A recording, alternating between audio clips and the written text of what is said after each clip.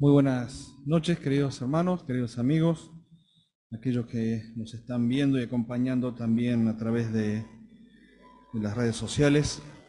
Muchas gracias, Tommy, por la apertura. Gracias, Jackie, por la canción. Pensaba entre la canción que cantó nuestra querida hermana y este último himno que pidió Tommy y lo que oraba Osvaldo finalmente. Y la verdad que para todo aquel que llegue a este lugar o en cualquier lugar donde pueda escuchar la palabra de Dios, un mensaje de salvación. La verdad es que el himno que hemos escuchado, que hemos cantado, habla acerca de condiciones en las cuales podemos llegar a la presencia de Dios, queriéndonos librar del mal, en aflicción, expuestos a muerte, expuestos a la perdición, buscando la vida o el sentido de la vida, buscando la paz que solamente proviene de parte de Dios. Gracias, Ale, amable. Buscando perdón. Bueno, cada una de estas búsquedas que son inherentes a cualquier persona en esta tierra, que forma parte de nuestra condición humana, de hombres y mujeres pecadores, simplemente podríamos decir lo que cantó nuestra hermana en su canción: la salvación es del Señor. Cerramos y nos vamos a casa. Sin embargo, cada una de las canciones coros e himnos que hemos cantado en esta noche tienen esta impronta. Que puedas comprender lo que significa ser salvado por Dios. Estamos llegando al final de esta nueva Pascua, o mejor dicho, la recordación, que no está escrito como un mandato en la Biblia, eso tiene que quedar bien claro. La Pascua no es un mandato para que la Iglesia lo recuerde, porque lo único que está marcado para la Iglesia, en principio, es la recordación de la última cena que el Señor Jesucristo realizó con sus discípulos, en donde toma pan, toma la copa y los presenta a ambos como símbolos de lo que en pocas horas más iba a suceder allí en una cruz, en la cruz del Calvario. Y sin embargo, por tradición, por costumbre religiosa, eh, todavía sigue siendo algo que está presente, no sé si en todos los países, pero en muchos de ellos. Me llamaba mucho la atención, nunca lo había pensado de esta manera, lo que planteaba Osvaldo en la Cena del Señor. Hace una semana atrás, uno podía salir a la calle y encontrarse con distintos grupos religiosos quienes trataban de rememorar, recordar o repetir la escena de la entrada triunfal del Señor Jesucristo en la cruz, a Jerusalén, llevando palmas y rememorando de alguna forma aquel hecho importante dentro de todo lo que fue el ministerio del Señor Jesucristo aquí en esta tierra. Pero hoy muchas iglesias estaban cerradas. Aquellas que decían recordar a Jesús en su recorrido y en su pasión y en su muerte, pareciera como que la resurrección no forma parte de esta liturgia conformada por los hombres. Y pensaba que si hay alguien que tiene el privilegio de hacer esta recordación, somos precisamente los hijos e hijas de Dios, los creyentes, los nacidos de nuevo. No es solamente el primer día de la semana, el día de la resurrección, el día que nos reunimos para recordar la obra completa del Señor Jesucristo. Cada día de nuestra vida podemos recordar y tener presente y agradecer, porque aquel que murió en la cruz no quedó en la cruz, aquel que fue sepultado no quedó en la tumba, sino que aquel que murió y fue sepultado también resucitó. Miren, una de las cosas que el apóstol Pablo dice allí en Filipenses, vamos rápidamente hacia allá, solamente un pasaje de referencia.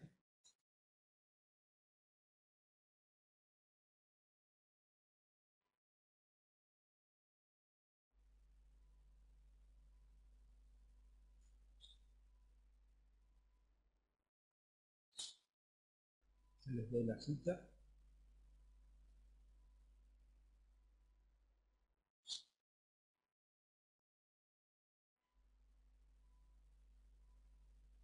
Un segundito, ya la hago. La tengo en mente, pero no la quiero decir, quiero que la leamos.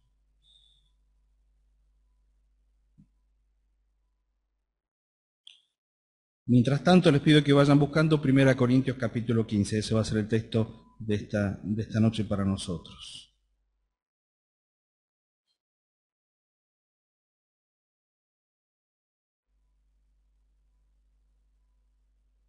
Capítulo 3, Filipenses 3, versículo 10. El apóstol Pablo piensa en la resurrección del Salvador. No solamente piensa y medita en ello y lo piensa en cuanto a su vida como hijo de Dios, con un objetivo, con una meta. Él dice que prosigue al blanco y que da por sentado que todo lo que tiene por delante, todo lo que tiene que hacer es todo lo que Dios le ha pedido que haga. Y él ha estimado como cosa más importante, aún que su propia vida terrenal, el hecho de agradarle a Dios, el hecho de obedecerle a Dios. Y en el capítulo 3, versículo 10 de Filipenses dice, a fin de conocerle y el poder de su resurrección y la participación de sus padecimientos, llegando a ser semejante a él en su muerte. Para él es importante tener presente que todo lo que hace, todo lo que vive y todo por lo cual ha sido llamado por Dios tiene un motor. No es únicamente el hecho de haber sido perdonado en sus pecados, no es solamente el hecho de haber sido hecho justo por la obra de Cristo. Él dice que aquel poder que levantó a Cristo de los muertos es el poder que lo motiva y lo mueve a él cada día de su vida. De poder reconocer que todo lo que hace y todo lo que puede llegar a hacer por Dios es por causa del poder de la resurrección de Cristo. Aun cuando este poder lo pueda conducir a decisiones importantes que quizás lo lleven al martirio, por el hecho de seguir siendo fiel a Dios a pesar de todas las circunstancias adversas que puedan acontecer. Por lo tanto, no hay ninguna duda que el poder de la resurrección es algo necesario para no solamente el que no es un hijo de Dios, sino también para aquellos que somos hijos de Dios. El mismo poder que levanta a Cristo de la tumba, lo resucita y lo lleva para presentarse por lo menos en 16 ocasiones distintas a distintos grupos de testigos, es el mismo poder que salva a una persona de su situación de pecador perdido a pecador salvado. Pero a la vez es el mismo poder que motiva a cada hijo y a cada hija de Dios a vivir por la causa de Cristo. 1 Corintios capítulo 15, versículo 1 al 23, contiene una proclama maravillosa de parte del apóstol Pablo. Él a lo largo de este capítulo va mencionando y va expresando y explicando lo que significa que Cristo haya resucitado. Vienen a nuestra mente himnos que hemos cantado en esta mañana, ¿verdad? Cada uno de ellos han sido expresiones en forma de poesía, cantadas, con melodía, donde a través de lo que expresamos en la alabanza y en la adoración, damos testimonio entre nosotros y recordamos el hecho de lo que significa que Cristo haya resucitado. Pero ¿qué significa que Cristo haya resucitado en favor de este mundo, en favor de aquellos que no le conocían a Él? Y esto nos incluye a cada uno de nosotros en determinado momento de nuestra vida. Ya, como cantamos nuestros himnos esta mañana, ya pasó la noche triste, noche de dolor. Ya ha pasado toda esta semana de recordación de la pasión del Señor Jesucristo. Ya quedó atrás la traición de Judas, las negaciones de Pedro, la decisión de Pilato. Ya ha quedado atrás el sufrimiento y la muerte sustituta del Señor Jesucristo, ocupando nuestro lugar en la cruz del Calvario. Ya pareciera como que el supremo ejemplo del amor de Dios es un hecho, porque se puede ver allí en la cruz del Calvario. Pero el Evangelio es además el Evangelio de la resurrección. Si nos quedáramos exclusivamente con el hecho de nacimiento, ministerio o vida, muerte y sepultura, nos quedaríamos con una cáscara vacía, importante, llamativa, que marcaría una distinción de la persona de Cristo muy alta por sobre el resto de las personas, pero todavía quedaría algo que faltaba, o que le daría el sello completo, no solamente de la aprobación, sino también de la manifestación del poder de Dios, para que toda aquella obra que comenzó en el cielo pudiese tener impacto en la vida de las personas. El Señor Jesucristo murió por nuestros pecados conforme a las Escrituras. Fue sepultado y resucitó conforme a las Escrituras. Y nada de lo que el Señor Jesucristo realizó en esta tierra fue en desacuerdo a las Escrituras. Cada una de sus palabras, hechos y pensamientos fueron conforme a la voluntad del Padre, pero también conforme a lo que estaba escrito en cuanto a Él. Y en la mañana de la resurrección podemos pasar por diferentes hechos o acontecimientos. María Magdalena encontrándose con el Señor. Las mujeres que iban al sepulcro preocupadas porque quién les iba a mover la piedra que les interrumpía el paso físico del exterior hacia el interior. Ellas todavía seguían pensando de que todo había terminado con una cruz, sufrimiento y una sepultura. Pedro y Juan ya habían caminado uno y corrido el otro para poder introducirse dentro de la tumba que estaba vacía. Los varones o los ángeles ya habían hablado con las mujeres y le habían dicho, ¿por qué buscan entre los muertos al que vive? Él no está aquí, pues ha resucitado. La resurrección del Señor Jesucristo provee por lo menos 3 grandes garantías para aquellos que somos hijos e hijas de Dios. Pero a la vez son 3 garantías para aquellos que no lo son, para aquellos que todavía creen que ser cristiano es una cuestión de práctica, que ser cristiano es una cuestión de decisión momentánea, que ser creyente, que ser un hijo de Dios es algo de labios hacia afuera, como nos decía Tommy en la apertura. Y sin embargo, la resurrección del Señor Jesucristo de entre los muertos pone ese sello de veracidad necesaria para todas las personas. En el capítulo 15 de 1 Corintios nos encontramos con algunas expresiones.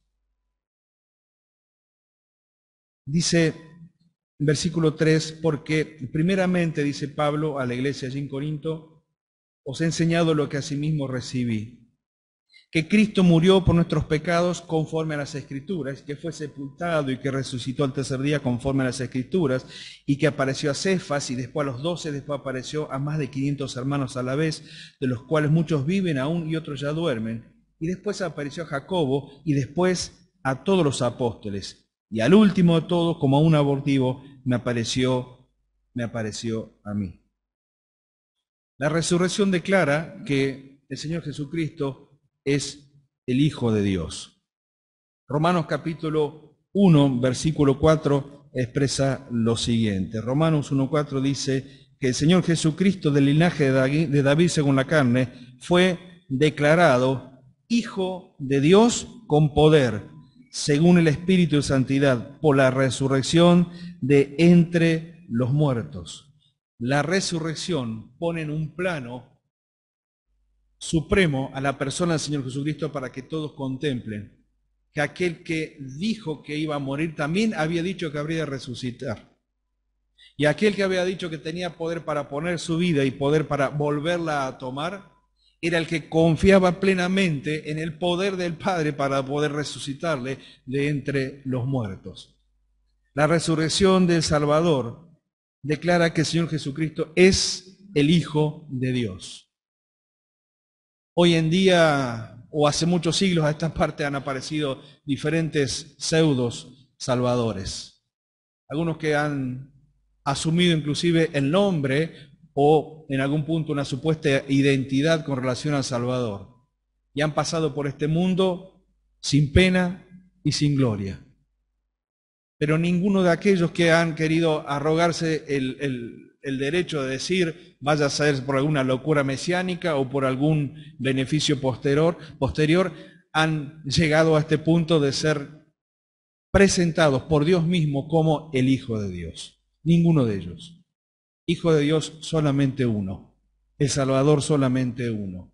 El Cristo solamente uno. Jesús. Todos los conquistadores de este mundo han sido vencidos por la muerte. La lista es larga. Todos los reyes, como en la reunión de anoche, veíamos en aquel segundo regente Belsasar, todos los reyes, todos los soberanos de esta tierra han sido vencidos por la muerte. Todos aquellos filósofos que pensaban y filosofaban acerca de la vida, la muerte, han sido vencidos por ella, lo que los hace aún más necios. Los líderes religiosos se hallan dentro de sus tumbas. Todos han muerto. No hay nadie que pueda expresar, o no hay ningún testimonio que pueda expresar el testimonio que queda acerca de la persona del Salvador, del Señor Jesucristo. Sansón no tuvo suficiente fuerza como para resistir a la muerte. Salomón no tuvo sabiduría suficiente como para escapar de la muerte. Matusalén no tuvo más que la expectativa de la cantidad de años, siendo considerado como el hombre más longevo que existió en esta tierra, y aún esa tremenda cantidad de años, 969 años, en fin, no le sirvió de nada, porque al final también tuvo que pasar por la experiencia de la muerte. No hay uno solo. Aún aquellos que fueron resucitados por el Salvador, aún aquellos resucitados del Antiguo Testamento, aún aquellos muertos que salieron de sus tumbas, tuvieron que pasar nuevamente por la experiencia de la muerte. Ni Lázaro pudo vencerla, porque solamente tuvo un permiso de resurrección por un corto tiempo aquí en esta tierra. Nadie ha podido vencer a la muerte en la forma en que el Señor Jesucristo lo hizo. Absolutamente nadie. Esta fue la señal de su deidad. Todos aquellos que escucharon las palabras del Señor Jesucristo hablando de sí mismo, se dieron cuenta que lo que estaba haciendo era dando un testimonio de su carácter superior por sobre todos los hombres. En Juan capítulo 2, versículo 18 al 22, el Señor le dice, contemplando el templo, dice, destruyan este templo y yo lo levantaré. Y estaba hablando del templo de su cuerpo. Estaba diciendo que si tuviese que pasar por la experiencia de un cuerpo en una cruz, en la muerte, en una tumba, nadie lo podría levantar. Yo lo levantaré, decía él. En Mateo 12:40, mientras todos aquellos que habían visto sus milagros y señales le seguían pidiendo otra señal más, otra señal más, otra señal más, el Señor les dice, no les voy a dar más señal, queda una sola, la señal del profeta Jonás. Porque de la misma manera en que el profeta estuvo dentro del vientre del pez, de la misma manera el Hijo del Hombre estará en el vientre de la tierra. Y de la misma forma en que Jonás fue liberado de aquella situación, el Hijo del Hombre también sería liberado de aquella situación por el poder de Dios. Juan 10, 17, 18, el Señor vuelve a repetir, yo tengo poder para poner mi vida, pero también tengo poder para volverla a tomar. La resurrección del Señor Jesucristo es la garantía de nuestra salvación. Cada uno de los que estamos aquí presentes, si es que todos somos hijos e hijas de Dios, tenemos que grabar esto a fuego. El hecho de que Cristo haya resucitado por mí, por vos, por cada uno de nosotros, me pone en una posición de protección y de seguridad de la cual absolutamente nada ni nadie me puede mover ni me la puede quitar. ¿Por qué? Porque el Señor Jesucristo resucitó. La garantía de ser nuestro Salvador. Del versículo 17 al 20 nos encontramos con algunas expresiones del apóstol Pablo. 1 Corintios 15, 17 al 20 dice, si Cristo no resucitó, vamos a leer el 16. Porque si los muertos no resucitan, tampoco Cristo resucitó. Y si Cristo no resucitó, vuestra fe es vana, aún estáis en vuestros pecados. Entonces también los que durmieron en Cristo perecieron. Si en esta vida solamente esperamos en Cristo, somos los más dignos de conmiseración de todos los hombres. Este sí que está anteponiendo Pablo como una condición a cada una de estas frases, es un sí que para nosotros hasta puede parecer temeroso. ¿Qué pasaría si Cristo no hubiese resucitado? ¿Qué hubiese sucedido? ¿Qué sucedería con todo aquello que decimos creer en Cristo como Salvador? Bueno, entonces dice, si Cristo no resucitó, entonces todo lo que estamos creyendo no tiene ningún sentido. Todavía vivimos en el ámbito de nuestros pecados. Nada nos ha librado y nada nos ha liberado de esa situación. Los que murieron antes no tienen esperanza. Muerte y olvido. Y si en esta condición de no resurrección esperamos solamente que Cristo nos otorgue algo, entonces somos dignos de lástima, porque como murió en su posición, está en una tumba y no resucitó, entonces ¿qué podemos esperar? Este es un temeroso sí, pero a la vez es un aliciente a pensar y a darnos cuenta de que mientras vamos leyendo estos pasajes como suposición, el Espíritu Santo de Dios pone en cada uno de nosotros la convicción de que esas suposiciones no se aplican a los creyentes. Porque el Señor Jesucristo no resucitó para sí mismo únicamente. El Señor Jesucristo resucitó para dar seguridad a todos aquellos que habríamos de creer en Él, hombres y mujeres de todas las épocas, de distintas situaciones, de diferentes circunstancias, pero todos yendo a aquel que es el único que puede salvar. Él mismo, el Salvador. Si el Señor Jesucristo no hubiese resucitado, no habría perdón, seríamos eternamente culpables. Si el Señor no hubiera resucitado, como dijimos, los muertos perecieron, no hay oportunidad para ellos. Si el Señor Jesucristo no hubiera resucitado, cada enfermedad mortal que aqueja a nuestro cuerpo es eternamente mortal. No habría posibilidad de cambio. Y por supuesto, si el Señor Jesucristo no hubiera resucitado, entonces, ¿quién gustaría de lo que es el gozo de ser cristiano? Porque no habría nada por lo cual vivir. Cada vez que nos encontramos, cada primer día de la semana o cada convocatoria que tenemos como creyentes en la iglesia local o donde el Señor nos guía a encontrarnos con otros creyentes, si hay algo que nos caracteriza del resto de este mundo es el gozo de compartir a un mismo Salvador, la misma fe. Es el hecho de saber de que al encontrarme con mi hermano o con mi hermana, estaremos hablando el mismo idioma, estaremos pensando en lo mismo, estaremos confiando en la misma persona y estaremos teniendo la misma perspectiva de eternidad y de esperanza, porque Cristo venció a la muerte.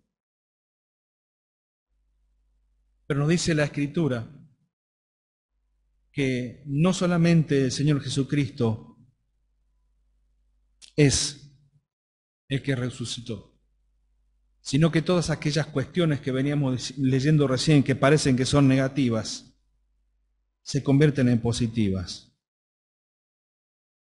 Dice el versículo 20, mas ahora Cristo resucitado de los muertos, primicia de los que durmieron es hecho, porque por cuanto la muerte entró por un hombre, también por un hombre la resurrección de los muertos. En Cristo tenemos perdón, tenemos vida eterna y tenemos gozo. Y la garantía de una resurrección similar a la del Señor Jesucristo. Él es el primero que ha resucitado, como la primicia de la cosecha que va a venir después. Los primeros frutos demuestran la calidad de los frutos que van a venir después. Y es un testimonio para todos aquellos que contemplan a los hijos de Dios en esta tierra. Miren, hermanos, cuando uno piensa más profundamente en lo que Pablo expresaba acerca de y conocer el poder de la resurrección, indica que cada uno de nosotros le mostramos a los demás lo que significa vivir en el poder de la resurrección. La vida de una persona salvada, la vida de una persona perdonada, la vida de una persona cambiada por la obra de Cristo, es un testimonio de lo que significa la vida en esperanza, porque lo mejor, por supuesto, que está por venir.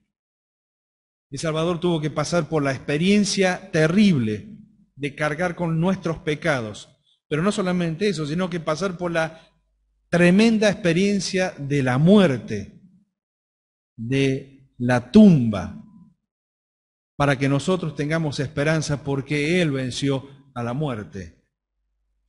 Los cristianos resucitarán cuando nuestro Señor Jesucristo vuelva a buscarnos. Primera Tesalonicenses nos habla extensamente acerca de esta cierta confianza que tenemos en que si el Señor prometió todo lo que prometió antes de la tumba y se cumplió, también se cumplirá todo aquello que prometió después de la tumba. Es decir, su resurrección y la resurrección de aquellos que hemos creído y confiado en Él. Seremos resucitados si es que hemos pasado por la experiencia de la muerte cuando el Señor venga a buscar a los suyos. Seremos semejantes a Él.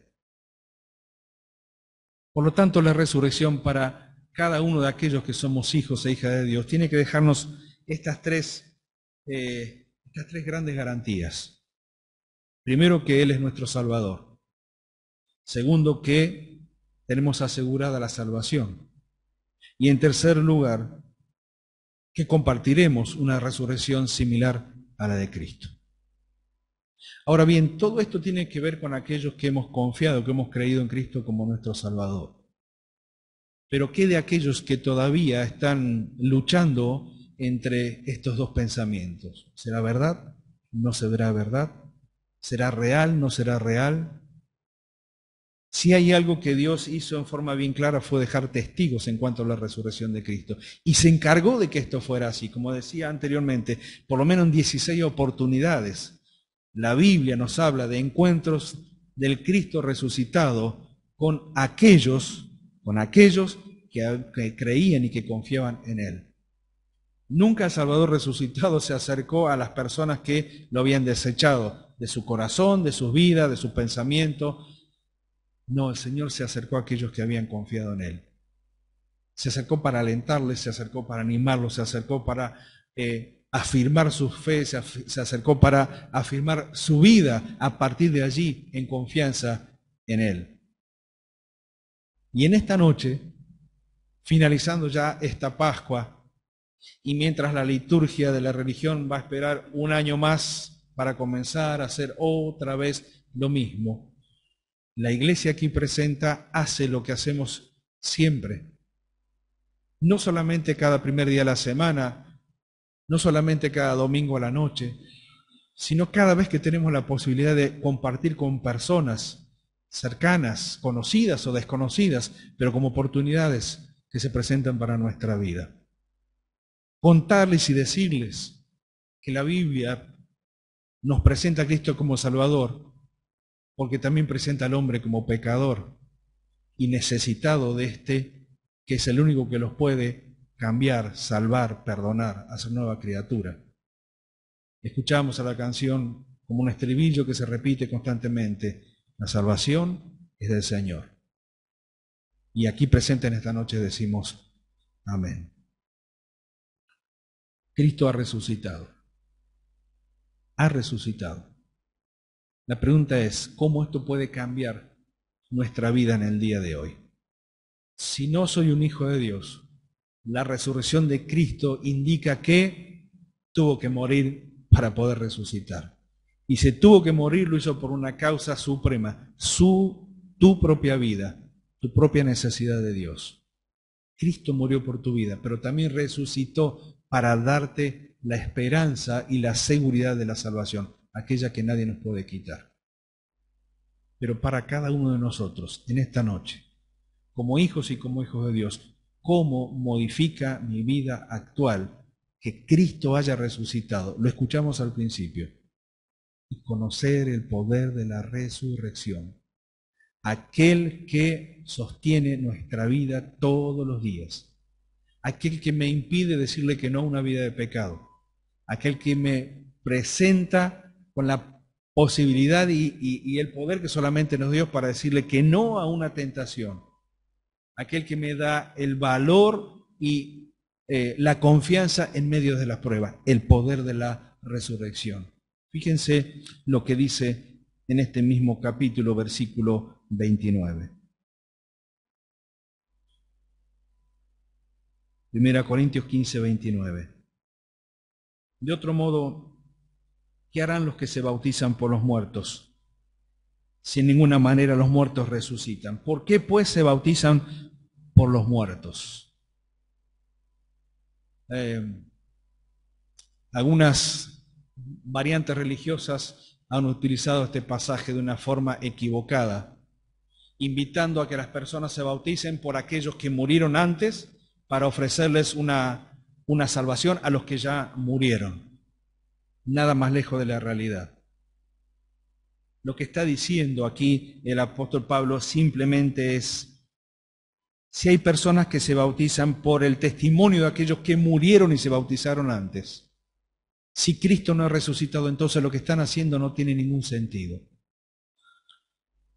Aquellos que se bautizan por los muertos tienen que ver precisamente con aquellos que han contemplado el testimonio de otros creyentes, aquellos que pidieron perdón por sus pecados, aquellos que recibieron a Cristo como Salvador, y que en obediencia al mandato del Señor se bautizaron dando testimonio de su fe en Cristo. Y después murieron, y más en ese tiempo, por martirio, por persecución.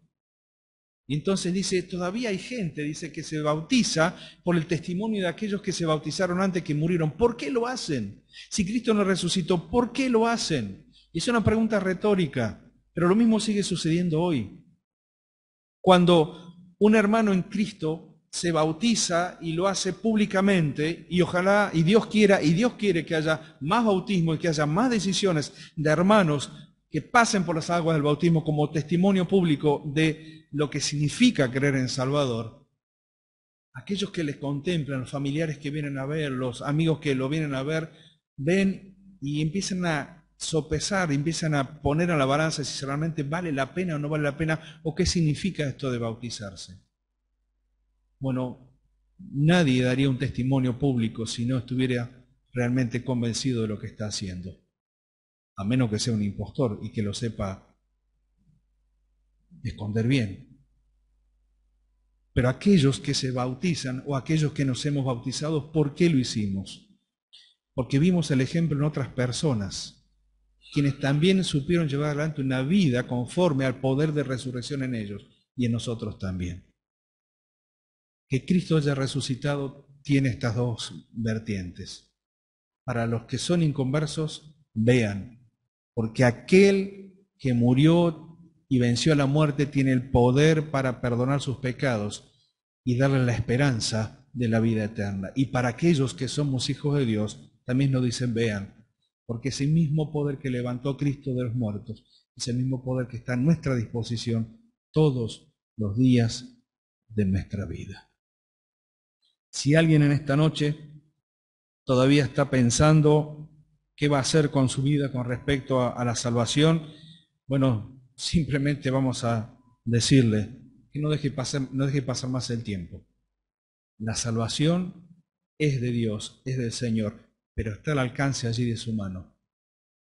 La Biblia nos describe perfectamente como hombres y mujeres pecadores que necesitamos de un poder que no tenemos nosotros, el poder de Dios, para limpiar nuestra vida.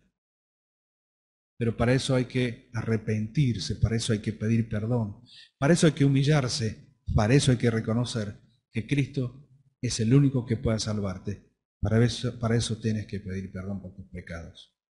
Pero para los que no somos hijos de Dios, para los que hace poco o mucho tiempo ya hemos aceptado a Cristo como Salvador, tenemos la seguridad y la certeza de que seremos resucitados si tenemos que pasar por la experiencia de la muerte, no nos olvidemos.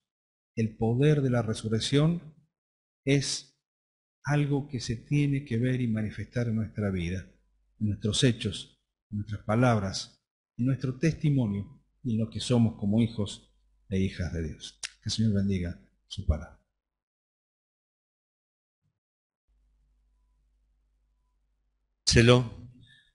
Realmente en esta noche hemos podido concluir esta Semana Santa mirando el significado tan importante con la cual concluye esos 3 días que cambiaron el mundo, 3 días que cambiaron el mundo.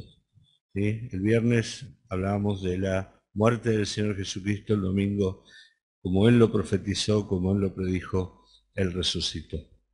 Resucitó para demostrar que era verdad lo que Él decía de sí mismo. Resucitó para demostrar que era verdad que era el Hijo de Dios. Resucitó para mostrarnos a nosotros que un día podría perdonar nuestros pecados, porque Él murió por nosotros. Y resucitó también para demostrarnos que un día aquellos que creímos en Él compartiremos su resurrección y seremos semejantes a Él. Él las primicias, nosotros vendremos después. Qué hermosa esperanza que hemos podido compartir con todos en esta noche. Gracias, Marcelo. Quería simplemente leer un versículo, dice Romanos capítulo 4, verso 25, hablando del Señor Jesús, dice, el cual fue entregado por nuestras transgresiones y resucitado para nuestra justificación. Murió por mis pecados, resucitó para salvarme. Ese es el significado de la Semana Santa.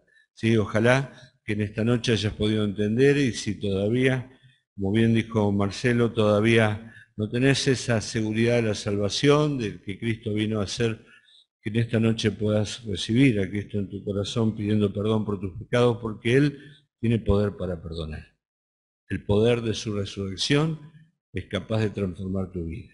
Y si ya sos un hijo de Dios, ¿sí? Que el poder de la resurrección se vea a lo largo de tu vida. En esta semana, ¿sí? Que ya el mundo se olvidará de Pascua hasta el próximo año. Que el poder de la resurrección sea evidente en tu vida. ¿Oramos? Padre Celestial, te damos muchas gracias porque en esta noche hemos podido oír tu voz. Gracias, Padre Celestial, porque podemos gozarnos con la resurrección de nuestro Salvador. Gracias porque Él murió por nosotros, pero resucitó para salvarnos. Él resucitó, volvió a la vida, demostrando que era el Hijo de Dios, pero también demostrando que tiene poder para perdonar nuestros pecados y un día, si nos toca pasar por la muerte, resucitarnos, no importa en qué circunstancias o situación hayamos muerto. Padre Celestial, gracias porque podemos mirar hacia adelante con expectativas, con esperanza, ¿sí? Ver la obra completa que el Señor Jesús hizo por cada uno de nosotros. Pero oramos por aquellos que quizás todavía no tienen esta esperanza, que quizás todavía no tienen esta seguridad de que Cristo resucitó para salvarles. Oramos, Señor, para que tú sigas obrando en el corazón, para que puedan comprender que siendo pecadores, Cristo tiene poder para perdonar. Padre amado, gracias. Bendice a tu iglesia y ayúdanos a que como hijos, a lo largo de esta semana, podamos demostrar en nuestra vida el poder de la resurrección. Padre amado, gracias. Bendícenos y acompáñanos a lo largo de toda esta semana. En el nombre precioso de Cristo Jesús. Amén.